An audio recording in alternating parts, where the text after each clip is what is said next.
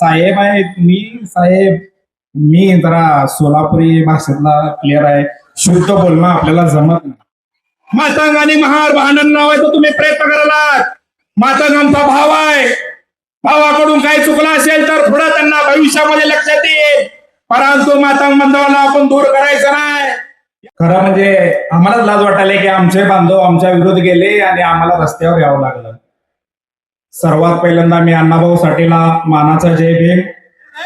आणि मातंग बांधव हे आपलेच आहेत. लक्षात ठेवा, 2-4 दलाल बडव्यामुळे मातंग समाजाला लांब करायचं नाही. सोलापूर जिल्ह्यातील मातंग बांधव या महाराष्ट्रामध्ये इतिहास केलेला आहे. या मातंग बांधवाचा अमर पवार नावाचा युवक धम्मचक्र प्रवर्तन करते. ती भाजप सरकारच्या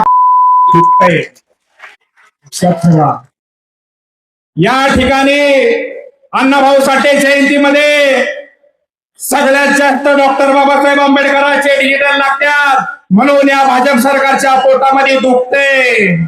म्हणूनच या आपल्या भावाला आपल्यापासून तोडायचं काम ही सरकार करायला. हे घर में चूहा निकले तो एक घर से भाग जाते हैं और संविधान बदलने की बात करते. ज्या दिवशी डॉक्टर बाबासाहेब आंबेडकरांच्या संविधानावर घाला घालाल, भारत देशातील संपूर्ण आंबेडकरवादी तुम्हाला बसणार नाही. लक्षात ठेवा, मातंग आणि महार भांडण लावायचं तुम्ही प्रयत्न करालात. मातंग आमचा भाव आहे. भावाकडून काही चुकलं असेल तर पुढे त्यांना भविष्यामध्ये लक्षात येईल. परंतु मातंग बांधवाला आपण दूर करायचं नाही.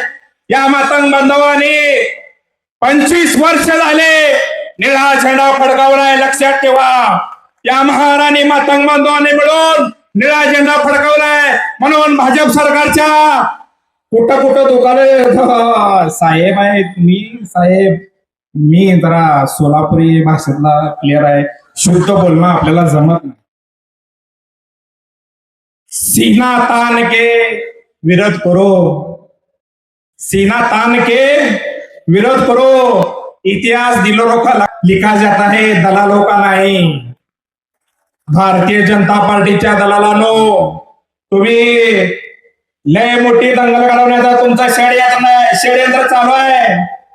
अरे तुम्ही आमच्याच भावाला आडवा आणून आमच्यामध्ये भांडण लावायचा प्रयत्न करायला. मुख्यमंत्री साहेब म्हणजे तुम्ही सुप्रीम कोर्टाचा आदेश मानत नाही का? अरे बाबा, आदेश मानणार आहे म्हणून तरच गप्प बसलो. आम्ही आदेश मानणारे क्लिअर आहे. बाबासाहेबाचा आदेश आहे म्हणूनच गप्प बसतो.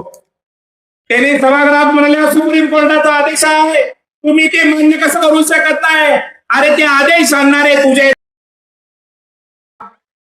लक्षात ठेव, ती आदेश ती तुमची समिती आहे. ती समिती आणली. अरे एका तरी 59 जातीमधील लोकांना तुम्ही विश्वासात घेतला का सांगा? डॉक्टर बाबासाहेब आंबेडकरांची 14 एप्रिलची जयंती होती आणि त्यांनी त्या दिवशी मागायला ती की बाबा तुमचं मत माना. अरे तुमचे आईचे सगळे नवरे जयंती मध्ये आहेत, तुम्ही आमचं कुणाचं मत घ्यायला हो? साहेब मला माफ करा, तुम्ही मला काय म्हणायचं म्हणा, परंतु जनतेच्या मनातलं कोणतरी एक पण बोलणं फायदे नाही.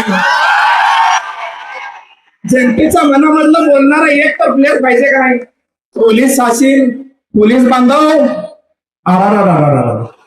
तुम्ही हे आपलेच आहे. तुम्हाला पुढं करल्यात सकाळपासून त्रास हो मला. इथं साऊंड लावू देण्यात, तिकडं गाडी पकडाल्यात, गाणे म्हणू देण्यात बाबासाहेबाचे. पोलीस बांधवाचा ह्यामध्ये काही सुद्धा संबंध नाही. लक्षात ठेवा, पोलीस बांधवाच्या मनात सुद्धा सरकारबद्दल एवढं चीड आहे. परवाच एका नेत्याने सांगितलं की साहेब तुमचं सरकार एक घ्या लवकर, माझी इथून बदली करा. त्यांना पण बनवायचं आहे, त्यांनी पण वैतागल्यात, त्यांनी बघू शकत नाही. परवा दिल्लीचं आंदोलन बघितलं तुम्ही. अरे आम्हाला कॉकरोच म्हणलं, झुरळ म्हणलं, किडे मकुडे म्हणलं. झुरळ तुमच्या कुठं गेलं? राजीनामा द्यायला लावलं. राजीनामा अजूनच आलं नाही बाहेर. आता प्रधानने दिले, आता पंतप्रधान आहे. लक्षात ठेवा, या भारत देशातील 80% लोक या भाजप सरकारच्या विरोध आहेत. अहो साहेब, मी निवडणुकीला थांबलो. निवडणुकीमध्ये माझ्या विरुद्ध आमच्या समाजाचा कोणी सुद्धा नव्हता, तरी सुद्धा यांनी ईव्हीएमच्या माध्यमातून माझा पराभव केला, वंचित बहुजन आघाडीचा पराभव केला. डॉक्टर बाबासाहेब आंबेडकरांचे विचार घेऊन सभागृहामध्ये मानणाऱ्या युवकाला या भाजप सरकारने हरवले. तुम्ही मला या सभागृहामध्ये येऊ दिलं नाही, तुम्हाला रस्त्यावर वंचित बहुजन आघाडीचे कार्यकर्ते फिरू देणार, लक्षात ठेवा. तुम्हाला काय वाटले? तुम्हाला ईव्हीएमच्या माध्यमातून तुम्ही निवडून आले. आता भाजपचे किती नगरसेवक आले निवडून येऊन बाबासाहेबांचं आरक्षणावर या ठिकाणी निवडणूक लढली आणि पद घेतले. कोणाच आले ना? हो, इथं बाप आले, बाप आपले. त्यामुळे आपल्या बापाच्या पाठीशी आणि बापाच्या विचाराच्या पक्षाशी आपल्या सगळ्याला एकत्रित राहायचं आहे. अजून तुम्हाला सांगतो, ह्या माध्यमातून साहेब त्यांनी काय करले, आता आपल्याला मोर्चामध्ये गुंतवल्या आणि नवीन मतदार नोंदणी माझ्या निवडणुकीमध्ये सुद्धा. प्रवीणजी जरा 2 मिनिट थांबा, ले हो महत्वाचा विषय. SIR माध्यमातून लक्षात ठेवा, ही सगळ्यात महत्वाचा विषय, ह्यापेक्षा सगळ्यात महत्वाचा SIR आहे. आपले सगळे नावं उडवण्याचं काम हे भाजप सरकार करत आहे. मतदान आपलं गडप करण्याचं काम करत आहे. या भाजप सरकारला माझं आव्हान आहे. अहो थांबा जरा, हे आपलं नाव ह्यामधून काढायचं त्यांनी काम करल्यात. लक्षात ठेवा, तुम्ही या मतदान नाव नोंदणीमध्ये नाव नोंद करून घ्या आणि ज्यांना कोण तुमचं नाव करत नसेल त्याला डायरेक्ट बाबासाहेबांचं दिलेलं संविधान संपवण्याचं काम याने चारी बाजूने करल्यात. अरे हल्ल्यावरती हल्ले, किती अभंग मारले किल्ले.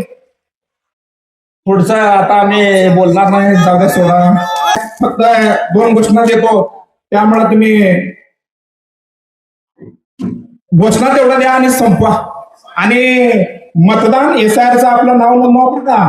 ज्या दिवशी आपले नाव ह्यांनी वगळतील, या मुख्यमंत्र्यांच्या सभेच्या माध्यमातून आवाहन करतो, तुम्ही या महाराष्ट्रातील किंवा देशातील ज्यांचं मतदानाचं हक्क तुम्ही बजावला तर तुम्हाला ही जनता रस्त्यावर फिरू देणार नाही. लक्षात ठेवा.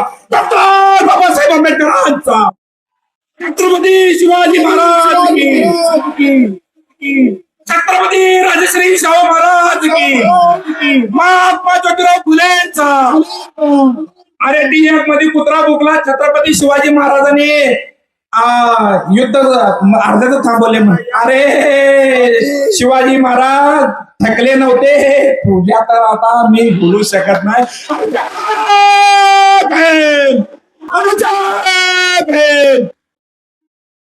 धन्यवाद. सुहासजी अत्यंत जोशपूर्ण वातावरणात आपण भाषण केले.